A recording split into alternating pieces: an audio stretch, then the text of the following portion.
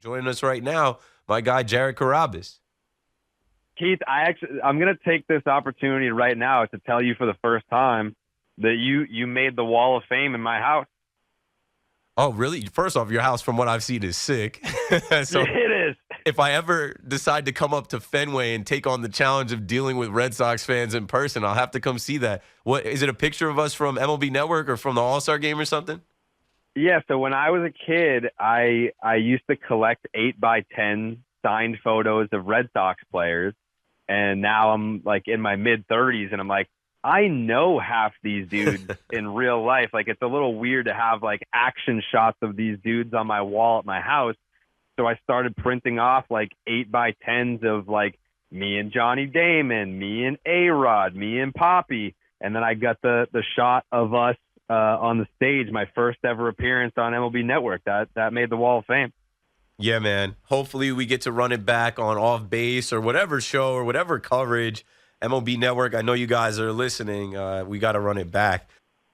So let's talk baseball, general baseball. But let's start, actually, obviously, because you're the Red Sox guy, I'm the Yankee guy, whatever. And, I mean, when I first got wind of you on Twitter, I hated you, but I understood. Like, I understood what this guy was doing. I'm like, this guy gets under the skin of Yankee fans. It drives up engagement.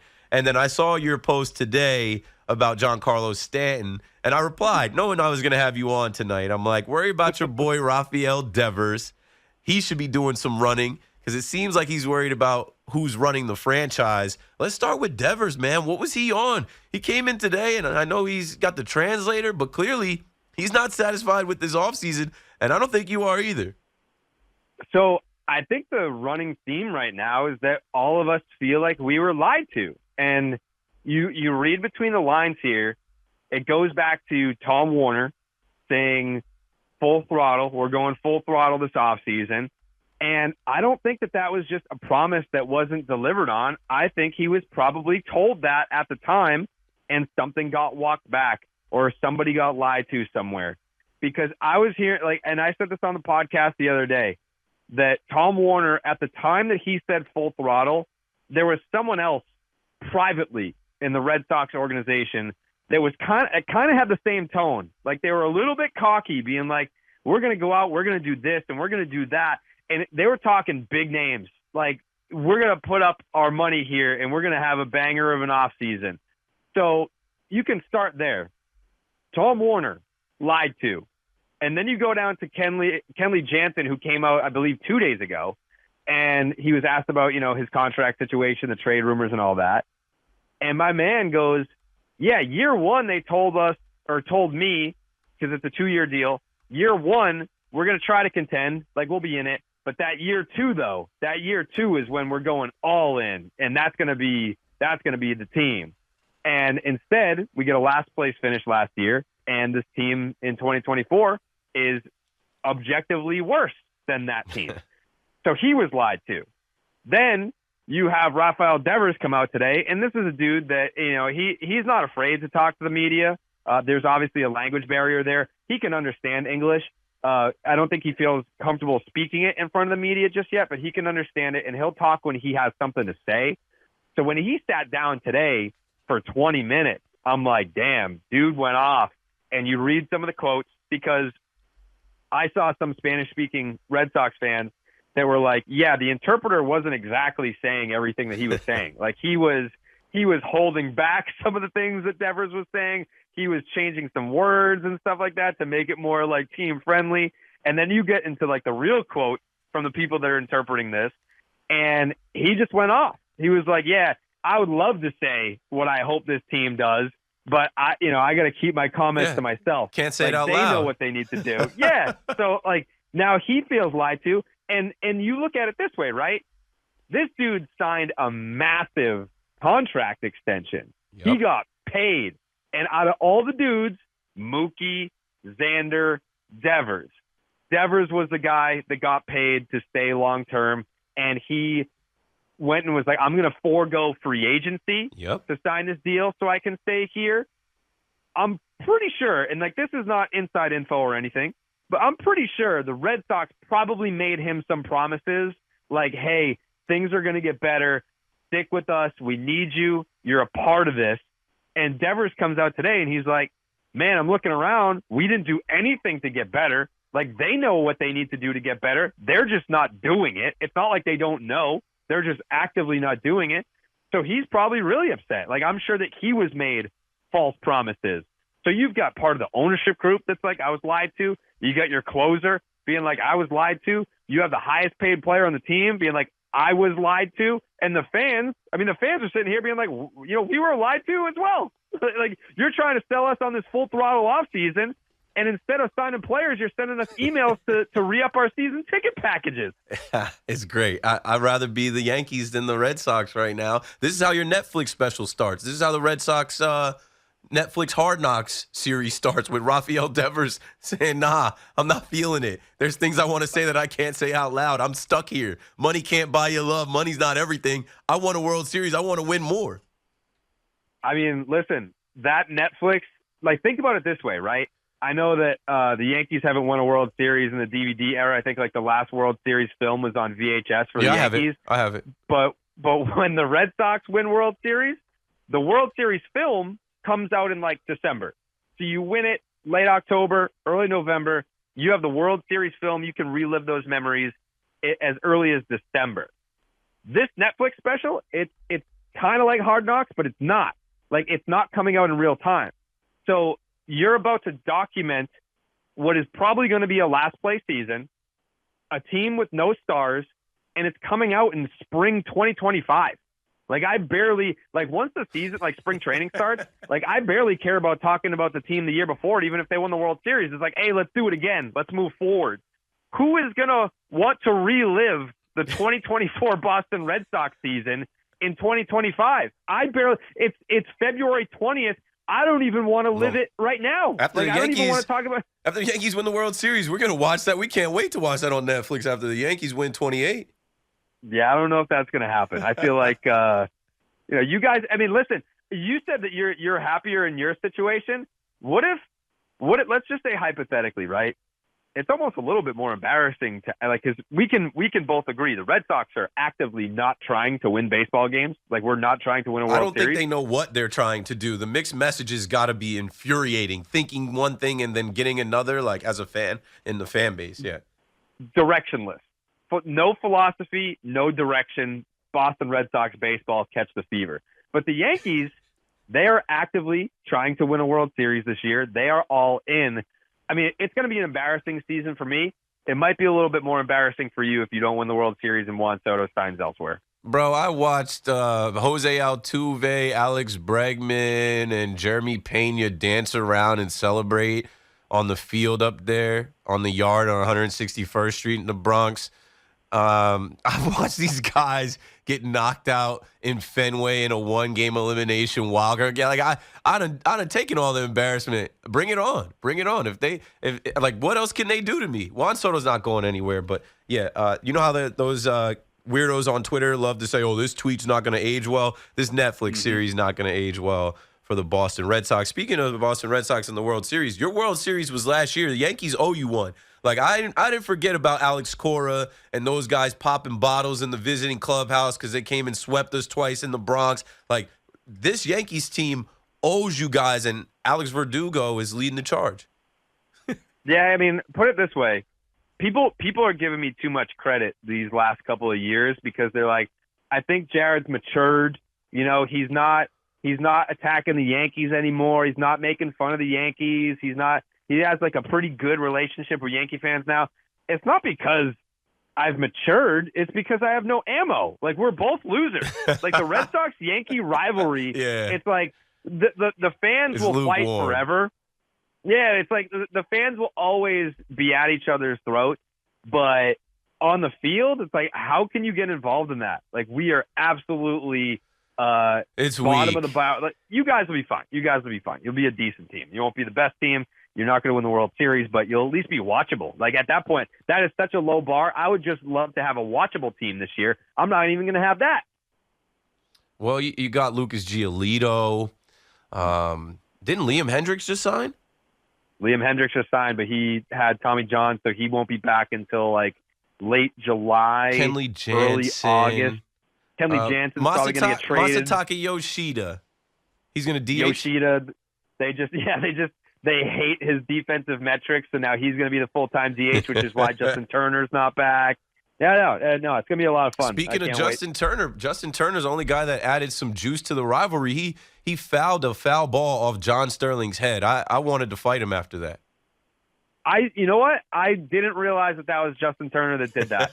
I bet Justin Turner is the type of dude that I feel like any other player on the Red Sox would be like, that's too bad that happened. Justin Turner probably sent him like a fruit basket or something. He's all class. He signed the ball and he wrote something nice to John. He wrote something like, "You're never truly safe at a ball game." Like, yeah. and of course, John being a baseball lifer, loving baseball, absolutely loved it. John is a trooper, and him and Susan had so much fun with that whole thing. But we'll see you guys soon. Let's talk general baseball, man. As I listened to your podcast, one of the things I thought I've been trying to get you on the last couple of weeks, I'm like, man, we can't curse on the radio, so we can't actually really talk about the state of Major League Baseball and some of the things the way that we would actually talk about them on this station because it's FCC regulated. But you guys do a great job. Let's talk about a few things. Your boy Rob Manfred, he's signing off. Rob is on his farewell tour. He's done in 5 years. What do you think about that? My first thought is, how cocky do you have to be to announce your retirement 5 years in advance? Like, LeBron James is out here saying, man, I don't know if I'm going to go with like the Tim Duncan route and just bow out and tell no one, if I'm going to do a year retirement tour. Rob Manfred's like, you know what? 5 years. 5 years from now is when I'm going to retire. Yep. And I saw like people were celebrating. Like, what are you celebrating? Like, that's a long time. Your life can change. Yeah, that's half a decade. Like, imagine, like, how much has your life personally, Keith? How much has your life changed in the last 5 years? Completely. That is a long time. So, I mean, me personally, I'm not even really that much of a Rob Manfred hater. I know that he says dumb things sometimes, but I think that a lot of good has happened in the game under his watch. So I'm not in that crazy camp. He's not planning his farewell tour. He's planning his retirement golf tour. Remember we saw him practicing his golf swing during the lockout? This guy didn't give an F about anything going on in baseball. He was imagining himself golfing. He couldn't wait for the lockout proceedings to be over so he could get to his tee time the next day. This is what he's doing, though. He's setting us up for the next 5 years because he's going to bow out once the league expands and we get a new team in Nashville. And I saw Salt Lake City. Why Salt Lake City? I don't know if you actually, I don't even know if it's safe for radio. We did a segment on that because obviously Dallas Braden is the Oakland A's broadcaster. Yep. And it was talked about maybe if they can't get something done in Vegas, if the Oakland A's would be the team that relocates to Utah.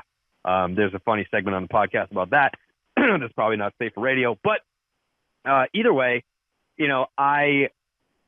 expansion team, whatever, like Nashville's a cool market.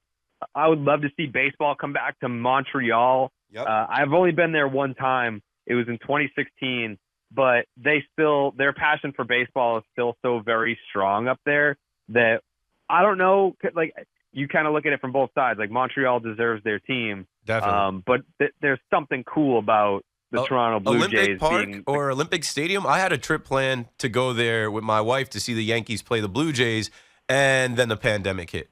And I remember even calling Air Canada or wherever we booked the flights, and we were trying to cancel the flight or get the money back or whatever, and they weren't even up on it yet. We were like a couple days ahead. We're like, no, the world is shutting down. Like, we're not going to be able to go to this spring training baseball game in Montreal between the Yankees and the Blue Jays, and then of course they refunded us. Orlando, remember they had the Orlando Dreamers, and they had that whole pitch. I think Orlando was a potential spot. Yeah. I mean, keep baseball out of Florida, by the way. I mean, like I don't know how many examples you need before you're just like, all right, we got to stop trying. Like, how many teams are you going to put down there before you figure it out? But yeah, no, I mean, whatever. I'm all for baseball spreading throughout the globe. I mean, there's some of those. It's hard once you watch like the World Baseball Classic and you see those environments. It's like, yeah, I know. I understand we can't have a big league team in Japan or Puerto Rico or something like that, but like these these stadiums. I mean, baseball is religion there. Like Yeah. Cuba and the Dominican. It's like these places love baseball. Yeah, they're trying. They're going to open up the season in Seoul, Korea. The Yankees, actually, when I go down to Tampa, they're going to be in Mexico City. So they're trying to put it in different places. I've gone to the London series, Yankees, Red Sox. There's a few other places that they're trying to bring the game. But before they go too far, like, what's up with the jerseys, bro? Like, these jerseys are janky. You know me. I'm always wearing a Yankees jersey or an all-star jersey. Like, I'm big on the jerseys. I have a closet full of jerseys. When I saw these new Fanatics Nike jerseys, I'm like, why is baseball going cheap? Why are they, like, making the quality less than? Did you see Mike Trout tweet about this? No, what did he say? And I don't know. I don't really care what – Trout is a different kind of cat. And we'll talk about Trout and Rendon next. But, like, I don't really care about his takes. And I always feel like he's forced to do things, right? Yeah, that's my point. Change can be good. I'm a big fan of these. I did see that. And I'm like, shut up, dude. Somebody tweeted that from your camp. You didn't physically do that. You just gave the okay. Like, yeah, whatever. Tweet it for me. Right, and he was talking about, like, the breathability and, like, the flexibility of the jersey. It's like, that's not what people are complaining about, dude. Like, they're complaining about how, like, they changed the MLB logo on the neck. Like, that's now lower. The letters are smaller. Rounded. They're arched in a weird way. The quality of the logos are much cheaper looking. I think there was a player that off the record, I don't know why you would say it off the record, just say it, dude. Like, we all agree with you. They're like, yeah, like, it looks like these jerseys are like discount TJ Maxx jerseys. Yeah. Everyone feels that way. They look very cheap. And I get when you want to make the performance of the jersey better. Like, you can do all that stuff that they're saying to defend these jerseys. You can still have all that. They can still be light. They can still be flexible and all that without having the logos look cheaply made. I just don't get it.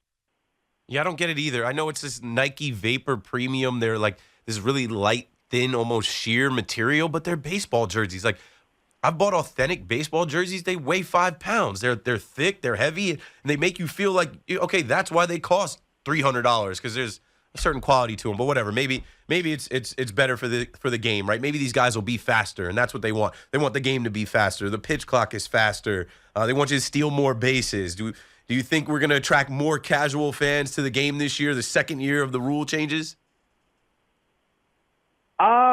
I mean, so the whole thing about the rule change, where were you at on all that stuff when it first came out? Like, were you for it when it started, or did it did it evolve over time? I was open to it, right? I was like, let's see how it plays out. So many people were against it. I'm like, let's see how it plays out in spring training. And you know what? I didn't want to see the clock. I'm like, I want to watch the game. I don't need to see the countdown. I don't need it to be a shot clock.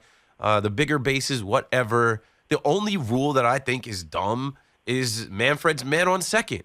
I'll never get jiggy with that. I'll never be cool with like, oh, we got to speed the game up, because I go to games and I literally go to the game. I mean, now I got to leave the game to do this job, but most of the times when I would go to baseball games, until they kick us out, we are in this until they kick us out. You don't have to speed up extra innings by putting a ghost runner on. How'd that runner get on second? That was the only thing I really didn't like. Yeah, and I think for me, it's still open to interpretation, and it's because of the injuries.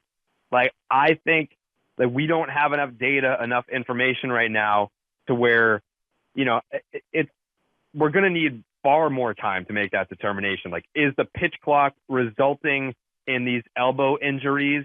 But at the same time, it's like every year that we go forward, you have all these places that are like velocity farms. Like, you're now teaching guys to throw harder, and it's not about locating anymore. Or, I mean, like, I know that they're into like spin and all that, and they want to cut it and they sweep it and all that. Like, that, yes, there's an emphasis on that. But if you can throw 98, you can probably find a spot on a big league roster somewhere. So guys are constantly trying to teach themselves velocity, the weighted balls, working velocity. So the harder you throw, the more at risk you're going to be for an elbow surgery or a shoulder surgery of some kind, right? So every year that goes forth, you're going to have more elbow injuries that you can attribute to higher velocities. But we're also having this pitch clock, and you want to look at that as like, oh, like are guys having to throw more pitches at a faster rate? Is that contributing to elbow injuries more? Like it's hard to kind of like pinpoint. That's the only issue that I would ever have with the pitch clock, is if it were somehow determined somewhere down the line that we are attributing injuries to the pitch clock.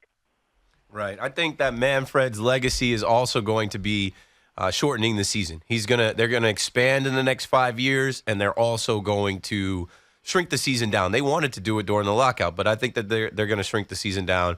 I feel like I always say Manfred. I'm like, I don't think Manfred likes baseball. He's strictly business, right? When he called it a chunk of metal, talking about the World Series trophy that everybody covets and dreams of, he's like, it's just a chunk of metal. We're like, what? Like, this guy is completely out of touch. Another guy that folks think is completely out of touch, but I don't mind it. I understand it. I'm not saying I agree with it, or I would say it is Anthony Rendon. And you got a lot of flack online for what you said about Anthony Rendon. And here's my take on it. I said it. I'm like, this guy, he got paid for what he did. He went back to his hometown of Houston, Texas, won the World Series, and he got a big contract from the Anaheim Angels. Shame on them. The Angels, this is what they do. So, like, they made this deal. And there's a lot of guys that have, got away with stealing money. There's a lot of guys. I threw your boy Jacoby Ellsbury out there. Where's he been? He was just really quiet about all the money he made without having to play. How do you feel about Anthony Rendon saying that baseball is not a priority, his family and his faith are a priority, this is a job, and kind of just being really real about his situation right now? I think with my tweet, people just heard what they wanted to hear. Like, a lot of the stuff that people were trying to come at me for, I didn't even say. Like, a lot of the replies that I got were like, oh, excuse me that someone prioritizes their faith and family over a game. I didn't say that. My tweet said, it's almost impressive how much of a miserable bleep this dude is, despite being one of the highest paid players in the history of the game. I'm saying, like, you are making, I believe his contract is the 9th most lucrative in baseball history. It's somewhere in there. Yeah, probably at the time that he signed it. And that's why I said someone's got to check on him, Jared. I'm like, he needs a mental health check. He needs therapy. Someone's got to check on him. He smacked a fan in Oakland. He was on a podcast earlier this month where he said he wouldn't wish this life on anybody. I'll take your life for a week, for a year. All I need is a year of your life, and I'm rich for life.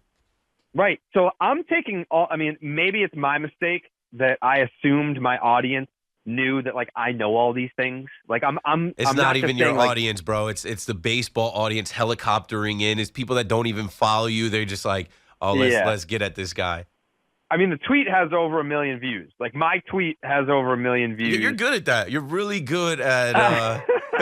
But I'm not even like trying to drum up the crowd. Like, I literally just feel that way. So I said that. I was like, because you just reached this point where I'm not coming at the dude for saying I prioritize my family and my faith before my job. It's like, bro is acting like he works for Amazon. Like, you play for the Angels and you make $40 million a year. Yeah. If I'm the owner of the Angels and I've got someone being like, I wouldn't wish this life on anyone, and, like, if the media feels like they have to ask you if baseball is still a top priority for you, that's a red flag.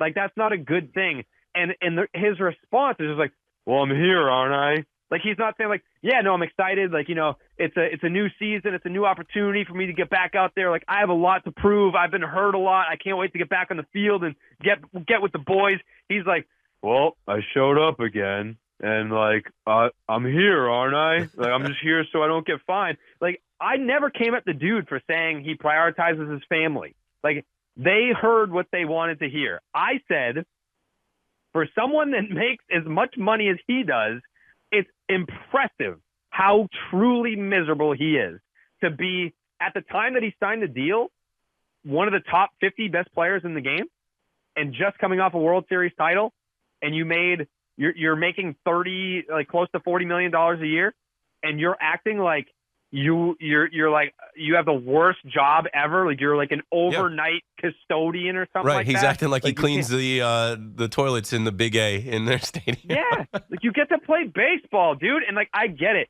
Not every player in Major League Baseball loves baseball. I understand that.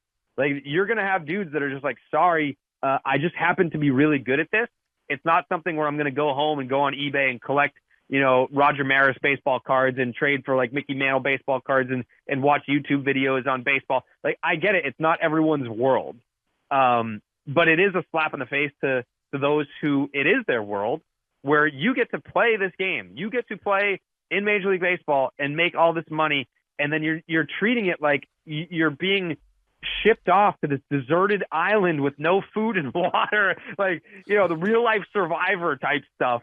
Like, that's why I was like, this dude is just so miserable. And I don't know. I very clearly did not bring his family or his faith into it. It's just more his tone, his demeanor, and the history of what he has said. That's Twitter for you. You could talk about one thing and someone's going to reply with another thing. It happens to me all the time. If you're just tuning in, this is Jared Carrabis on the line with me from DraftKings, Boston's very own.